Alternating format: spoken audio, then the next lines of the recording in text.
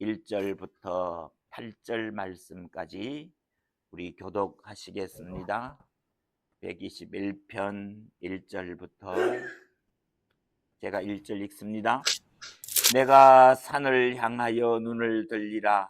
나의 도움이 어디서 올까? 나의 도움은 천지를 지으신 여호와에게서로다.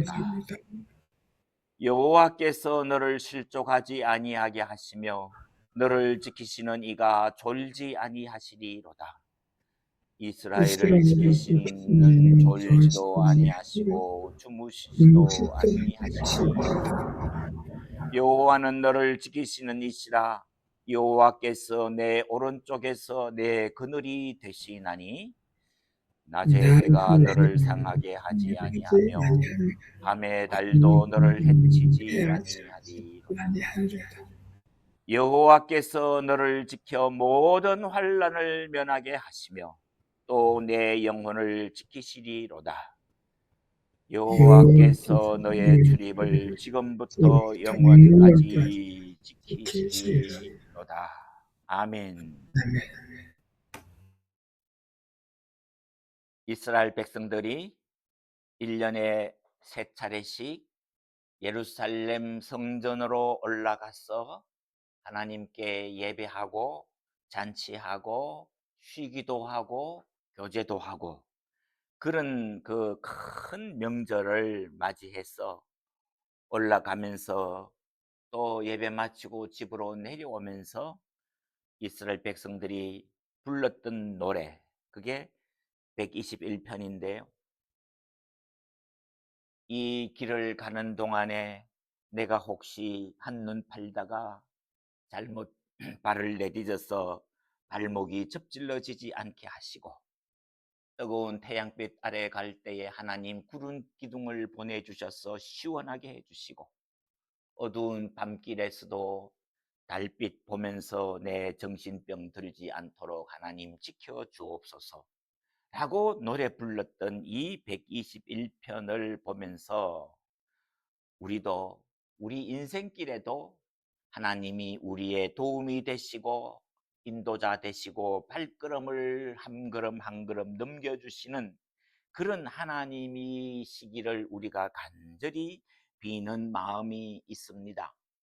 그런데 우리가 혹시요, 집에서 TV 드라마 볼 때에 주인공이 먼 길을 갈 때에 만약에 그 사람이 강마 타고 꽃길 걸어가고 평안하게 가고 항상 구름이 있고 빛이 있고 그렇게 도착하는 그 여행길을 보면서 시청자들에게 무슨 가슴 뭉클한 감동이 있겠습니까?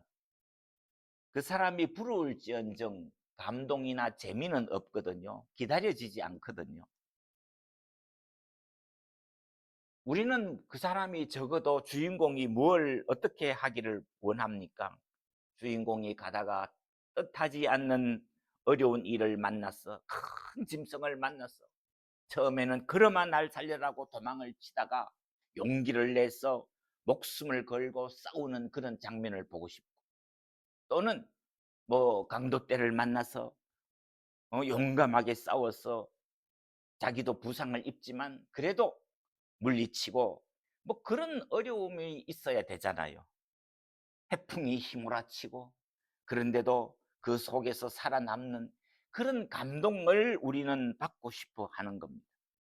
그런데 우리 마음 한쪽 구석에는 내 가는 인생길이 평안하고 고난이 없고 어려움이 없고, 어려움이 있을 때마다 천사가 나타나서 나를 끌어안고 하늘을 날아가는 그런 것을 바라는 그 우리의 마음, 얄팍한 마음이 우리들에게 누구나 있지요. 그런데 참으로 하나님이 우리를 인도하시는 모습은 어떤 거냐? 그래서 우리가 저는 오늘 야곱 이야기를 좀 하고 싶은데요. 야곱은 그 인생길이 정말 파란만장했습니다. 그 만장이 30cm라 그러대. 그게 만장이니까요, 뭐 한 30m쯤 되는 파도가, 10m만 파도가 해도 배가 뒤집히는데 파란만장한다고 내 앞길이 파도가 만리로 넘치게 될 때에 내 인생길이 얼마나 힘들 것인가. 근데 이 야곱이 요셉이 애굽의 총리 대신 돼서 전 가족을 이민 초청하지요. 그래서 70명의 야곱의 가족이 떼를 지어서 애굽에 들어갔는데 바로를 만났을 때 바로가 야곱에게 그대의 나이가 몇이냐? 내 나이가 130세였어. 내 아버지와 할아버지의 연세에 미치지 못하지만 그 다음 이야기가 뭐예요? 내가 험악한 세월을 보내었습니다. 험악한 세월. 모진 고생 다 했다고 그러지. 그런데요, 많은 분들, 제가 뭐 책 만든다는 분들 이렇게 만나면은 내 인생길 걸어왔는 거, 산전수전 공준정 다 겪어서 다 쓰려고 그러면은 책이 몇 권은 될 거라고 그이가 그런 말씀을 하시는데, 야곱도 130년을 살면서 험악한 인생길을 보냈다, 그렇게 이야기합니다. 그런데 몇 년 지나고 난 다음에 아마 야곱이 많이 아팠던 모양이죠. 이제 죽을 날이 다 됐다 그럴 때에 요셉이 자기의 두 아들 에브라임과 므낫세를 아버지 할아버지에게 데리고 가서 아버지 숨지기 전에 마지막 내 아들들에게 축복 기도해 주십시오라고 데리고 갔을 때에 그 야곱이 자기의 손자들을 앞에 두고 했는 그 신앙의 고백이 참 놀랍습니다. 내 조부 아브라함과 아버지 이삭에 섬기던 하나님, 나의 출생으로부터 지금까지 아까 말씀드렸죠. 파란만장한 삶을 살아온 지금까지 나를 기르신 하나님, 나를 모든 환난에서 건지신 하나님의 사자께서 이 아이들에게도 복을 주시오며 그렇게 기도해요. 야곱의 믿음이 그 모진 순환과 고난과 험난한 삶을 살면서 얼마나 성숙해졌느냐 하는 것을 한마디로 요약해 주는 구절이 아닐 수 없습니다. 정말 야곱은 지금까지 속고 속이고 싸우고 다투면서 죽음의 위기에 몰리면서 험악한 세상을 살아왔습니다. 그래서 제가 그 앞에 있는 구절은 뭐 좀 빼고 야곱이 20년 만에 더 이상은 외삼촌 집에서 임금 착취당하면서 살 수 없겠다. 그 외삼촌 라반의 안색이 변했다 그러잖아요. 야곱의 재산은 점점 늘어가고 그런 것을 외삼촌 라반이 시기할 정도로 야곱의 재산이 불어났습니다. 그런데 야곱이 어느 날 밤에 자기 아이들과 아내들과 재산을 챙겨가지고 밤중에 외삼촌에게 작별 인사도 남기지 않고 도망치듯 떠나왔습니다.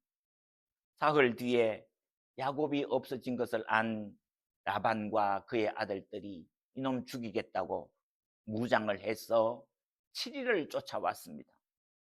하루 이틀 쫓아온 게 아니고 7일을 쫓아왔어요. 그래서 만나서 내일이면은 이제 닿을 수 있을 것 같아요. 그런데요, 그날 밤에 라반이 꿈속에 하나님이 나타나셔서 라반아, 너는 내일 야곱을 만나거들랑 선악간에 말하지 말아라. 하나님이 엄중히 경고하십니다. 쓸데없이 네가 옳고 내가 옳고 네가 내인데 그럴 수 있어? 이놈, 그런 말 일체 하지 말아라. 하나님이 개입하신다는 거예요. 지금 우리는 성경을 읽을 때 하나님의 선택하신 사람을 하나님이 이렇게 보호하시는 거예요. 그래서 진짜 그 다음날 야곱이를 잡았어요.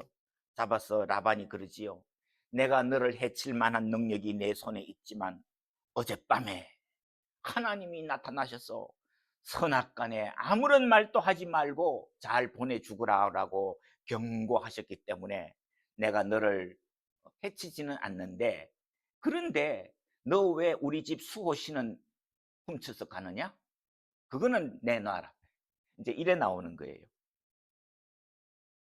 그래서 야곱이 자기 나름대로, 오히려 자기 나름대로 억울했는 거. 내가 20년 동안 외삼촌 섬겼지 않습니까?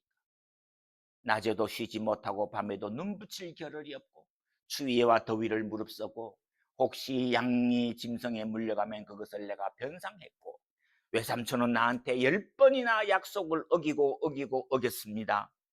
그런데도 나는 참고 기다렸습니다. 그러면서 야곱이 입 바른 소리를 쫙 늘어놔요. 그런데 하나님이 야곱을 편들어 주셨다. 야곱을 역성들어 주셨다고 하는 이 사실을 우리가 참 은혜스럽게 읽습니다. 그리고 나서 장면이 32장으로 넘어가면은 설명 없이 야곱이 길을 가는데 하나님의 사자들이 야곱을 만나 주었다. 그렇게 이야기합니다. 야곱이 기도하고 내가 이 길을 걸어갈 때 하나님 나에게 빛이 되어 주시고 그늘이 되어 주시고 밤에 달빛을 주시고 무너지지 않게 하시고 기도 한번 하지 않았습니다. 야곱이 기도하지 않았습니다. 그런데 하나님의 사자들이 갑자기 야곱 앞에 나타나는 거예요. 아마 본문의 의미는 다른 사람은 못 봤어요. 다른 사람은 그걸 볼 만한 능력도 없어요. 그런데 야곱이 그들을 보았다는 거예요. 그런데 주어가 뭐예요? 야곱이 천사들을 만났다는 게 아니라 하나님의 천사들이 야곱을 만나 주었다. 그렇게 나오는 거죠.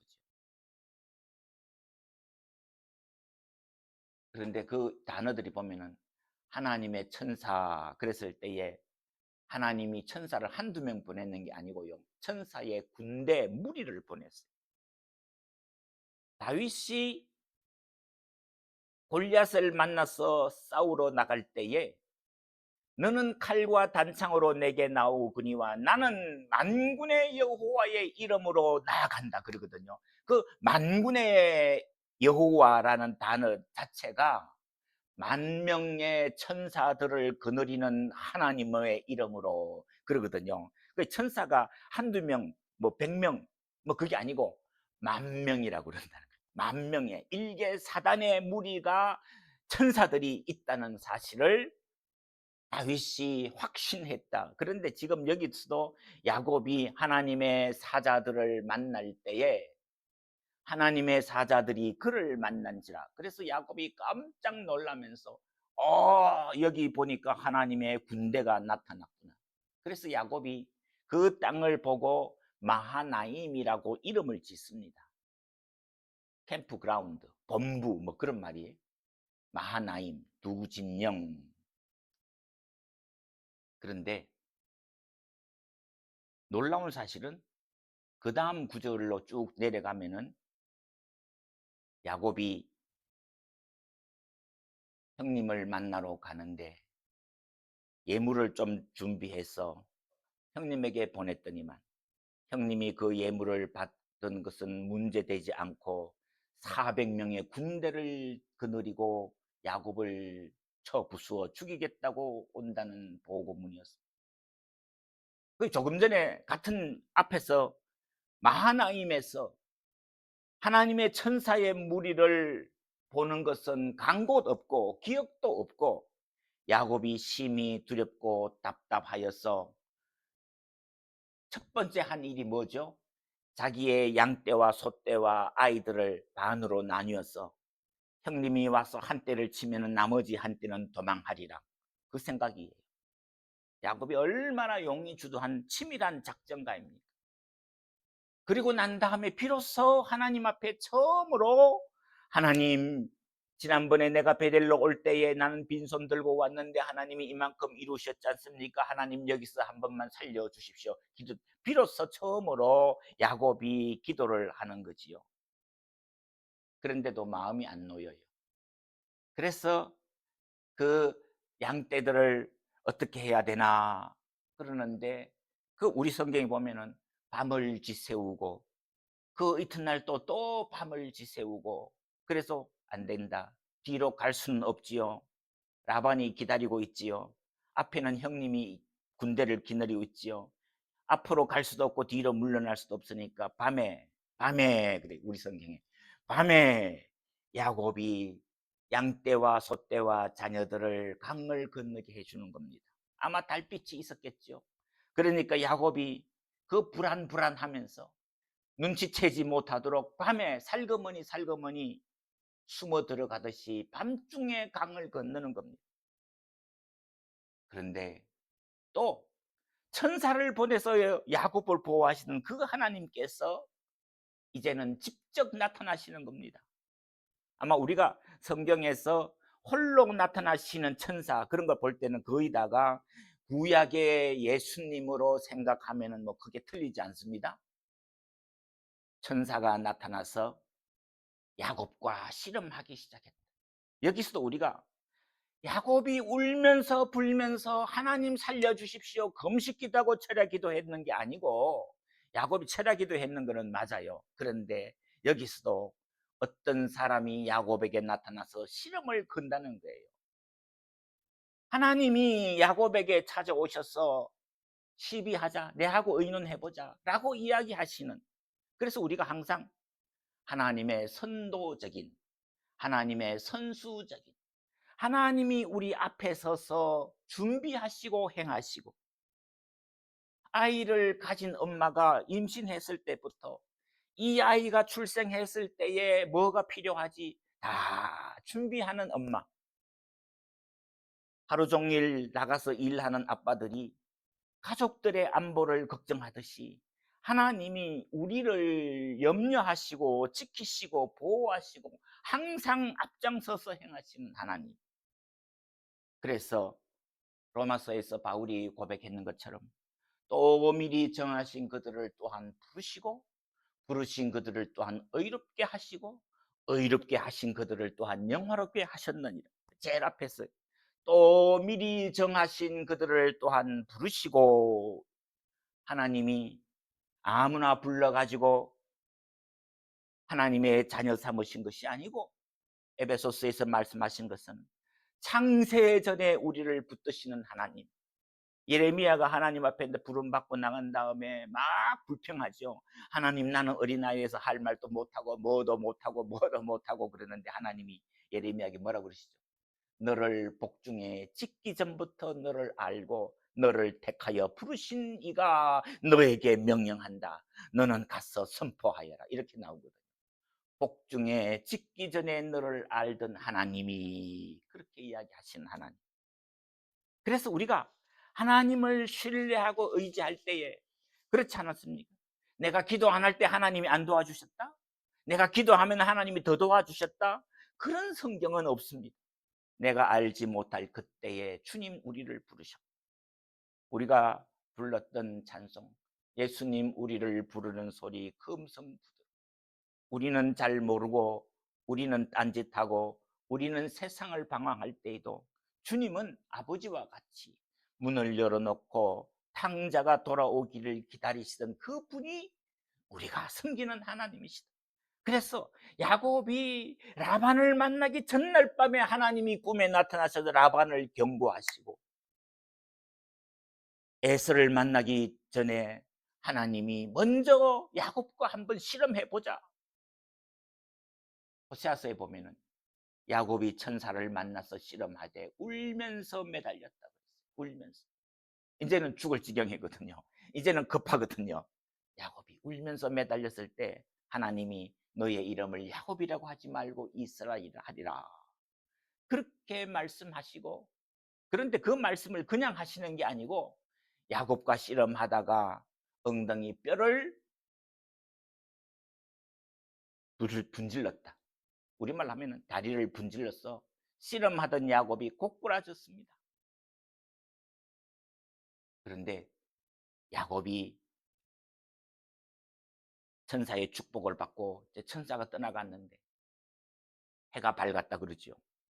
해가 밝았던 동쪽에 해가 떠올랐다. 그 말을 보면은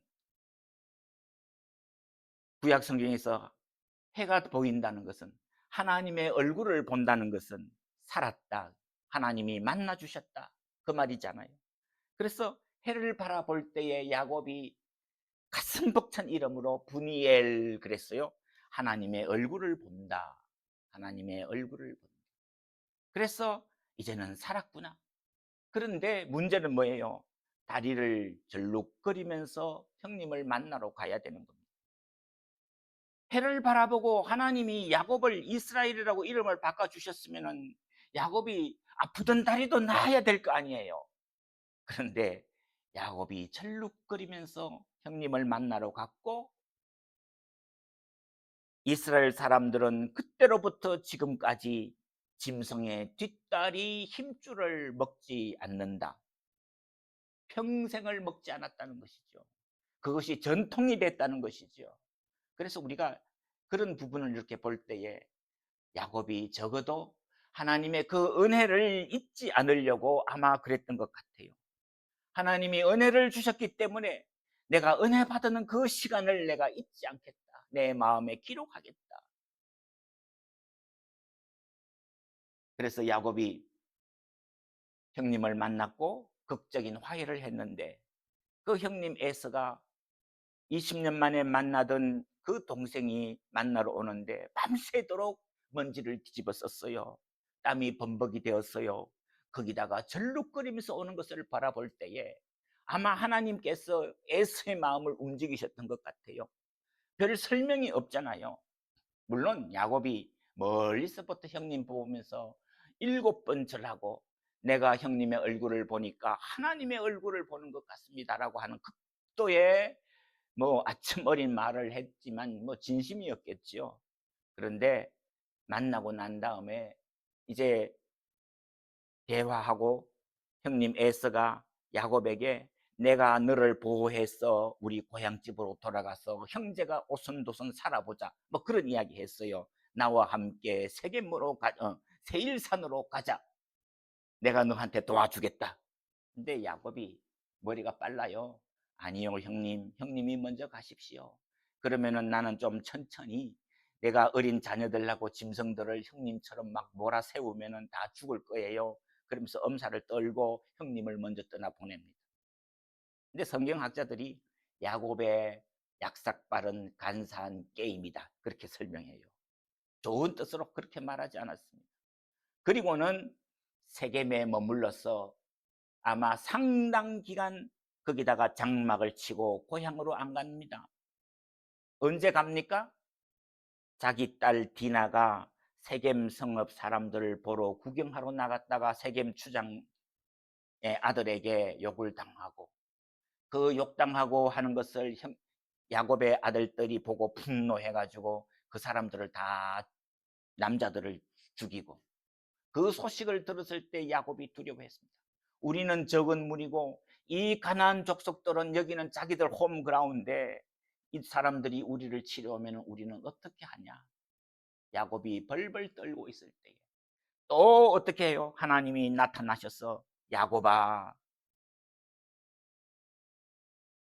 네가 베델에서 너를 도와주며 너에게 약속해 줬던 그 장소로 올라가거라. 하나님이 야곱의 위기 때마다 하나님이 먼저 나타나시는 거예요.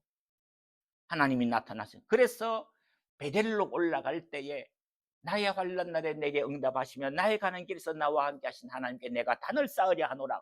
그리고 난 다음에 하는 일이 이제 우상을 다 빼라 이거예요. 그러니까 지금까지 수십 년 동안에 야곱이 외삼촌 집에서 20년 있었지요. 광야길 가나안 메소포타미아 지역에서 가나안 땅으로 오면서 천사들을 만나고 에서를 만나고 하는 동안에, 그 다음에 세겜에 이르렀을 때까지 적어도 수십 년 동안에 야곱이 자기 가족들의 우상 숭배하는 것 금지하지 않았습니다. 정리하지 않았어요.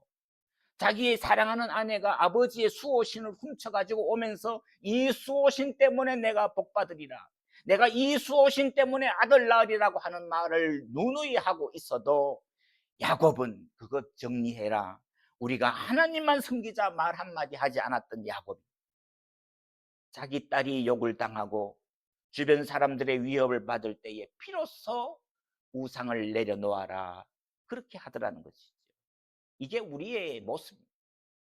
제가 오늘 좀 상세하게 야곱 이야기를 좀 같이 기억하면서 말씀드리고 싶은 요점은 위기 때마다 우리에게 응답하시고 인도하시고 피할 길을 내시고 정말 그늘이 되시고 물을 주시고 양식을 주시던 하나님을 정말 진심으로 우리가 하느냐? 물론 한편에는 그런 마음이 있지요. 그런데 하나님이 보시기에 합당하지 않는 우상 숭배 문제, 수십 년 동안 정리하지 못하고, 그런데 하나님은 오랫동안 그것을 묵인하셨고 기다리셨다는 사실. 그래서 우리가 이런 터닝 포인트를, 하나님이 은혜 주셨을 때도 우리가 감격해야 되지만 때로는 위기가 옵니다. 넘어질 뻔하고 힘들고 고난을 당하고 위기를 당할 때에, 아, 지금은 내가 기도할 때이구나, 지금은 하나님이 내게 말씀하시는구나, 내가 엎드려야 되겠다라고 결단할 수 있어야 됩니다. 최소한도 저는 그랬어요. 성탄절, 부활절, 뭐 추수감사절도 마찬가지고요. 이스라엘 사람들은 왜 일주일씩 1년에 3번은 예루살렘 성전으로 올라가라 그랬느냐? 잔치도 하고 교제도 하고 쉬기도 하고 다 해야 되지요.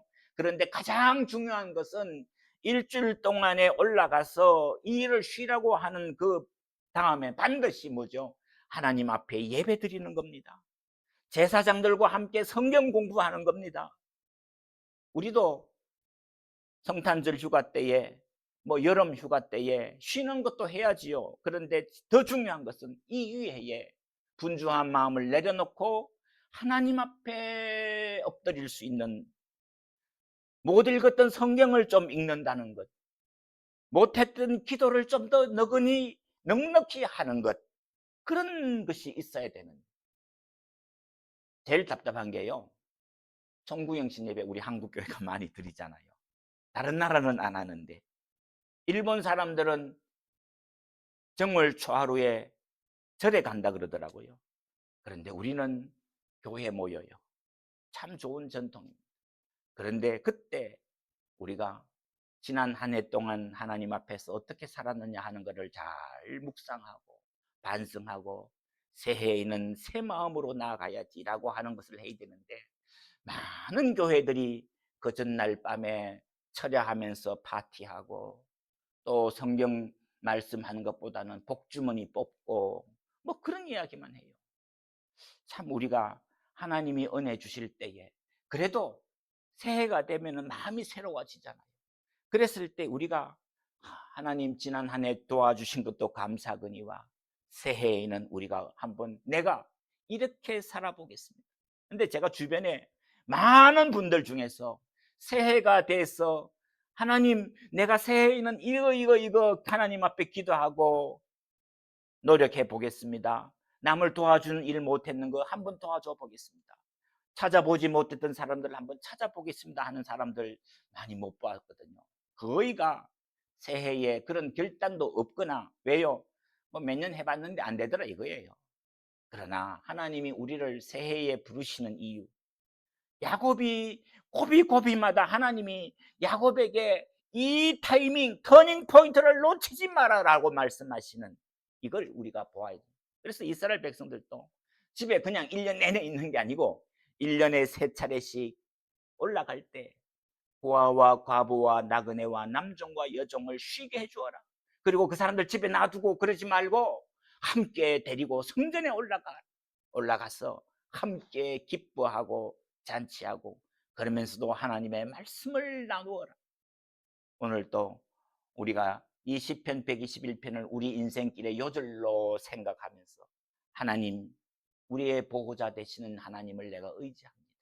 하나님, 위기 때마다 우리와 함께 하시던 하나님, 하나님 혹시 지금 내가 알지 못하고 있을지라도 하나님 깨닫게 해주셔서 하나님이 주시는 기회를 놓치지 않도록, 하나님이 주시는 시간을 허비하지 않도록, 바울의 표현처럼 너희가 은혜를 헛되이 받지 말아라. 하나님의 은혜를 받았는데 잊어버려요, 가볍게 여겨요, 하찮은 것으로 여겨요. 그러면은 신앙의 성숙이 있겠습니까? 하나님이 주신 더 큰 복을 받을 수 있는 준비가 안 되는 이런 안타까운 실수를 하나님 이제는 멈출 수 있도록 우리 마음에 결단할 수 있도록 하나님 앞에 한 번 더 엎드릴 수 있도록 하나님 은혜를 주옵소서. 이 아침 우리 기도가 주께서 응답해 주시기를 소원합니다. 하나님 아버지, 이 아침에도 하나님께서 여전히 우리의 도움이시고 보호자 되시고 인도해 주셔서 우리가 위기를 당할 때마다 피할 길을 내시고 감당치 못할 시험당함을 허락하지 아니시고 욥과 같이 나의 가는 길을 그가 아시나니 그가 나를 단련하신 후에는 내가 정금같이 나아가리라고 하는 고백을 이 아침에도 주님께 드립니다. 주님, 우리를 부르셨고 우리가 알지 못하고 깨닫지 못할 때에도 하나님은 넓은 사랑으로 받아주시고 안아주시고 용서해 주시고 더 크고 많은 것으로 준비해 주시는 그 하나님을 신실하게 의지하고 찬송하며 힘차게 당당하게 인생길을 걸어가게 하여 주시며 혹 우리 주변에 연약하고 낙심하고 절망 가운데 있는 종들을 우리가 찾아가고 위로하고 격려하여 이 인생 믿음길에서 함께하는 귀한 주의 사역자가 될 수 있도록 주여 은혜 위에 은혜를 더딥혀 주시옵소서. 우리 구주 예수님 이름으로 간절히 기도하옵나이다. 아멘.